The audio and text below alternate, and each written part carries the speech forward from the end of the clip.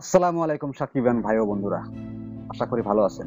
নতুন টিভি চ্যানেলের পক্ষ থেকে আপনাদেরকে জানাই আন্তরিক শুভেচ্ছা ও স্বাগত জানাই শুরু করতেছি আজকের এই ভিডিও। ভাই এটা কি দেখলাম? জাস্ট 12 থেকে 14 সেকেন্ডের একটা ভিডিও ক্লিপ। কারণ আমাগো ভারতবর্ষে এখন পর্যন্ত তুফান রিলিজ পাই নাই। যদি রিলিজ পাইতো তাহলে আমরা পুরা তুফান দেখে তার রিভিউ করতাম, কিন্তু তা সম্ভব না। কারণ আমরা জানতাম যে 28শে জুন আমাদের ভারতবর্ষে সিনেমাটা রিলিজ পাবে, কিন্তু কোনো কারণবশত সিনেমাটা রিলিজ পাই নাই।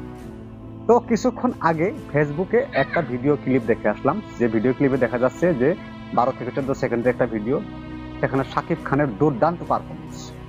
তবে শাকিব খান এই সিনেমাটা শুরুর আগে তিনি বলেছিলেন যে এই সিনেমাটায় যদি 100 কোটি টাকা ইনকাম করে তাহলে সেখান থেকে তাকে 25 কোটি টাকা দিতে হবে। সেই কথাটা অনেক মানুষ হেসে উড়িয়ে দিয়েছে যে কি স্বপ্ন দেখে এসব। কিন্তু সত্যিকার অর্থে কিন্তু শাকিব খানের তুফান সিনেমা কিন্তু 100 কোটির পথে হাঁটছে, এটা সত্যি কথা। কারণ 28শে জুন এই সিনেমাটা বিশ্বব্যাপী মুক্তি পেয়েছে, অর্থাৎ গতকাল।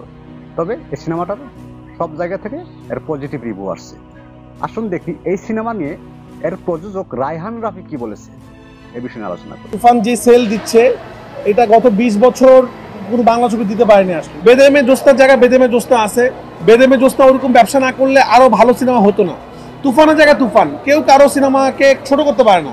বেদেমে জোস্তার জায়গায় আছে, প্রিয়তমার জায়গায় আছে, তুফানের জায়গায়। মানে আমাদের আসলে এই জিনিসটা থেকে বের হয়ে আসতে হবে। একটা সিনেমা ব্যবসা করলে আগের সিনেমাকে ভুলে গেলে হবে না। ওই সময় ওই সিনেমা ব্যবসা না হলে কিন্তু এটা হতো না। আবার তুফান না হলে আবার সামনের দিনে ব্যবসা হবে না।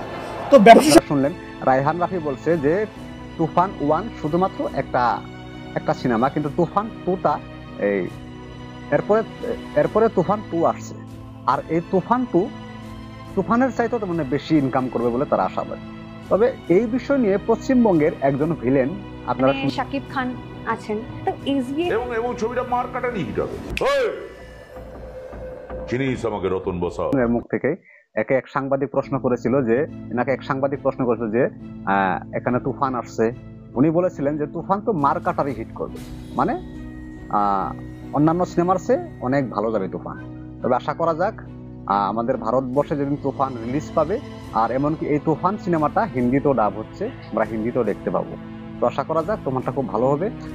হয়তো সারা দেশে যে রিভিউগুলো পাওয়া যাচ্ছে ওগুলো মোতাবেক অনেক ভালো হবে। তো আমার এই চ্যানেলে যারা আপনারা ভিডিওটি দেখছেন, অনুগ্রহ করে একটা করে সাবস্ক্রাইব করে দিবেন, আর লাইক করেন, আর কমেন্ট করে আপনার মতামত জানান। আর যারা ফেসবুকে দেখছেন, অনুরোধ করছি আপনারা